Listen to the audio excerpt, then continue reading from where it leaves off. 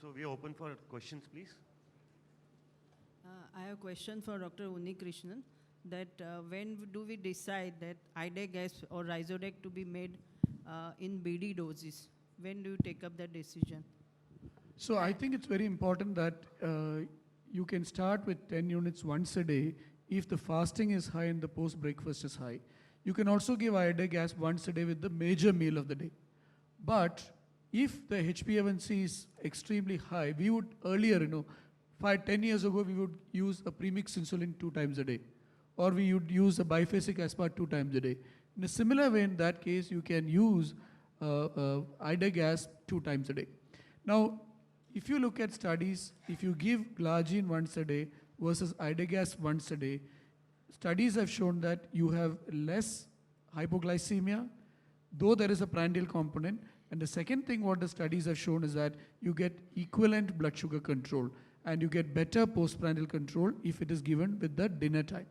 So yes, if the dinner is the major meal of the day, you can give it once a day with dinner time. If the fasting is high, you give it. Supposing the HbA1c is 10, 11 or 12, very high, then I think maybe once a day may not be enough. You may have to give it twice a day, just like in the olden days we used to use with premixed insulin. Dr. Om, your thoughts on that?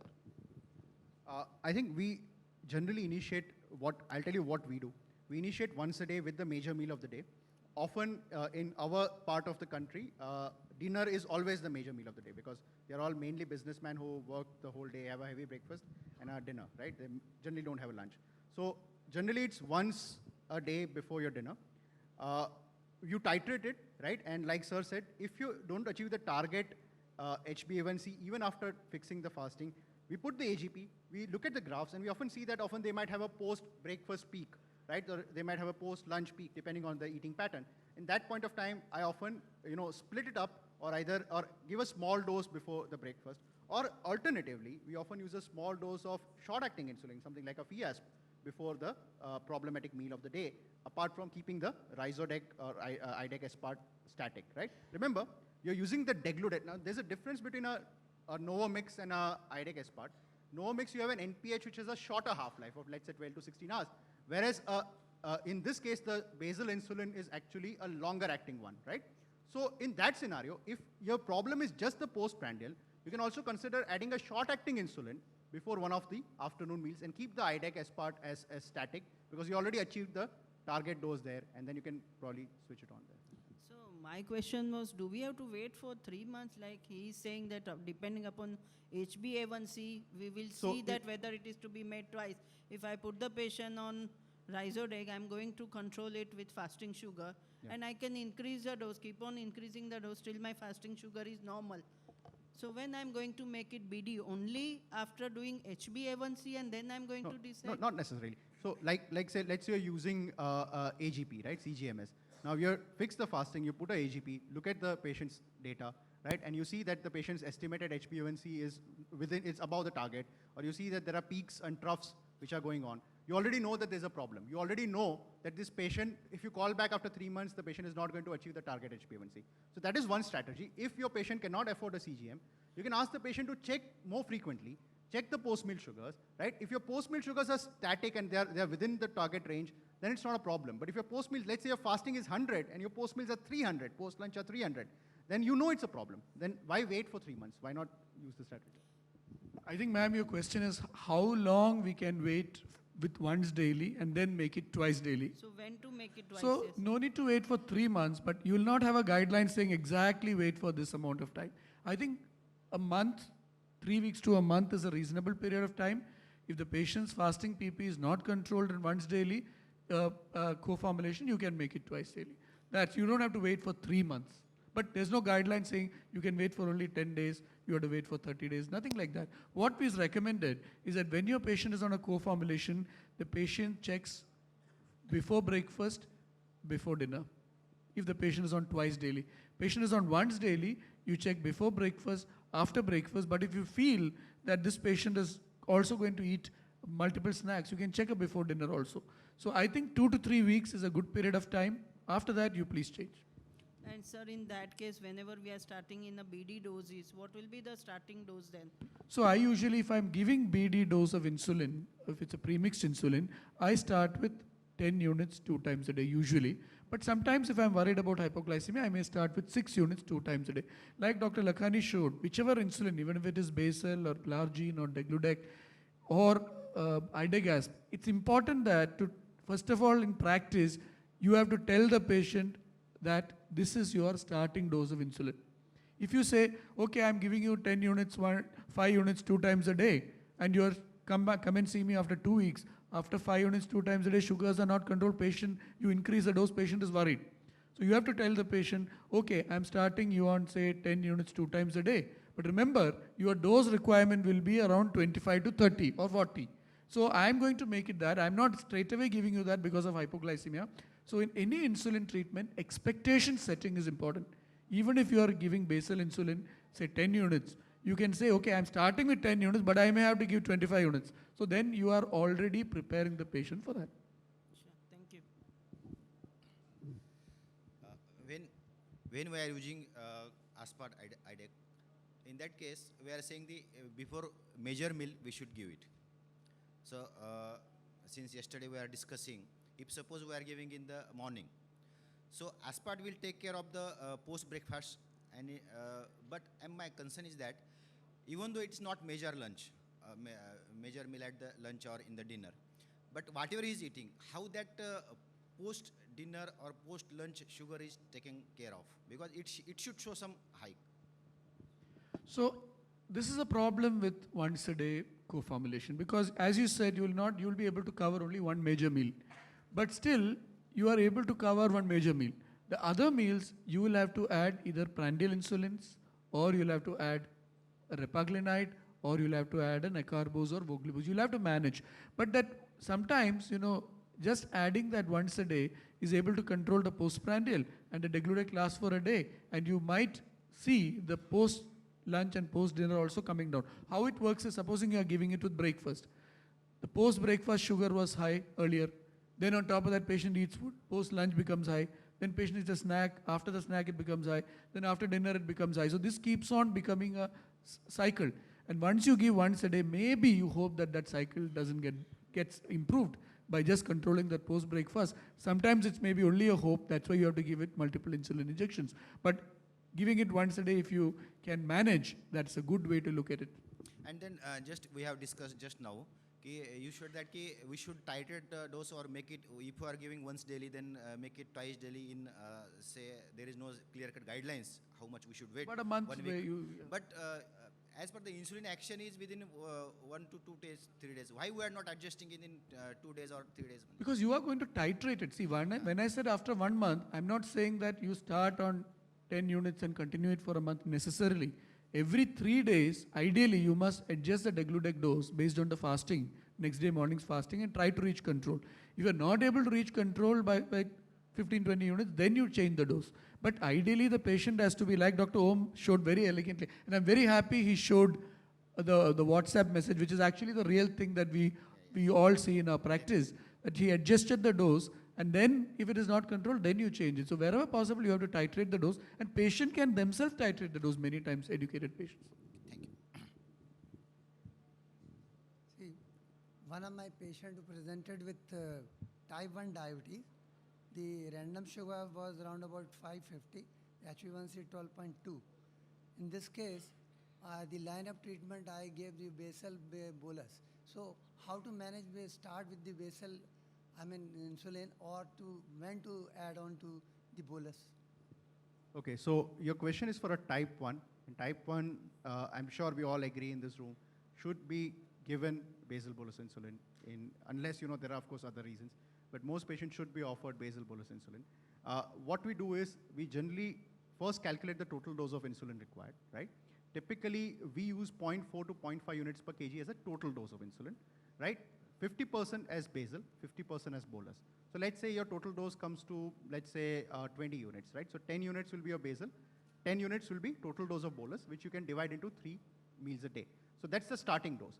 Then, of course, just like any other insulin regime, you will have to titrate, right? So you look at the patient's eating pattern, right? You titrate, we typically ask the patients to check the sugar 4 times a day before meals and bedtime. But of course, more frequent checking, or if they're using a real-time CGM, you can have more data. and based on that, you can consider titration. Now, I'll tell you my experience in my subset of type 1 children specifically. There are two problems. One, children have a very erratic eating pattern, right? So before I start any regime, I actually ask their entire schedule throughout the day. When are they going to school? When are they coming back? When are they playing? When are they having the snack? When are they having the dinner? All this, and what are they really eating, right? So I look at the data entirely, and then based on that, we consider, designing a regime which may suit the patient perfectly. Lot of my patients have a very heavy snack. Children tend to have the evening snack. They often go to play, and the parents, don't want them to go into hypoglycemia in the evening time. So they, really give them something. And generally, evening is a more, time where they probably eat anything they like. Maybe chips and maybe this and that and maybe maybe a sandwich. So they eat this, and often pre-dinners are very high. Typically, my patients. So what we have started doing is, instead of 4 shots, we typically give 5 shots a day, where 4 small short-acting insulins before the 4 meals a day, and then 1 long-acting at bedtime. Because, and once that insulin phobia goes away, patients really don't mind taking an extra shot as long as the sugars are in a better range. So this is the strategy for type 1. Ketone was positive. So how to measure the ketone and how to guide the patient for? Yeah, so typically, again, if you see the guidelines, recommendation is that sugars, depending on the guideline, but typically it is recommended that if it's more than 250, you measure the urine ketones or the beta-hydroxybutyrate if you have the blood ketone meter available with you. That is when you measure the ketones. Other times, if the child is specially ill, right? The child falls sick, the child has nausea, child is vomiting, a child had some unusual meal, maybe had unusual symptoms. In such cases, you should consider measuring the ketone at a more frequent rate, right? Very rarely, of course, one thing which you need to understand, a lot of these patients, older ones, of course, adults are given off-label SGLT2 in type 1. Again, in that point of time, your threshold for checking ketone should be based more on symptoms rather than just to rely on sugars, because these patients tend to have a ketosis even at a lower sugar level. The sugars may be 150, yet the patient may be in a frank ketosis, right? So the idea is, see clinically, give them the warning signs of developing ketoacidosis. Also, if the sugars are generally more than 250, it is absolutely no harm in checking a urine ketone just to be safe. Thank you. Usually in our practice, major chunk of the patients are type 2 diabetes.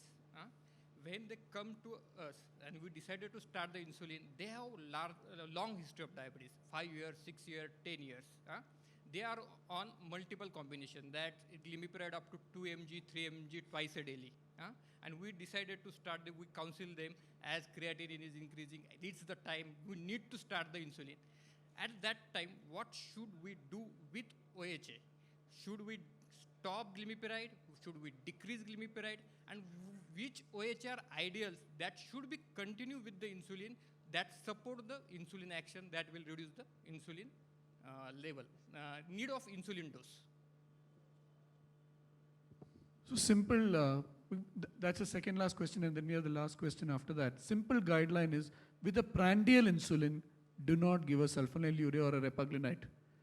If you have a prandial insulin on board, if you are using only basal insulin like Glargine or Degludec, you can give glimepiride, you can give metformin.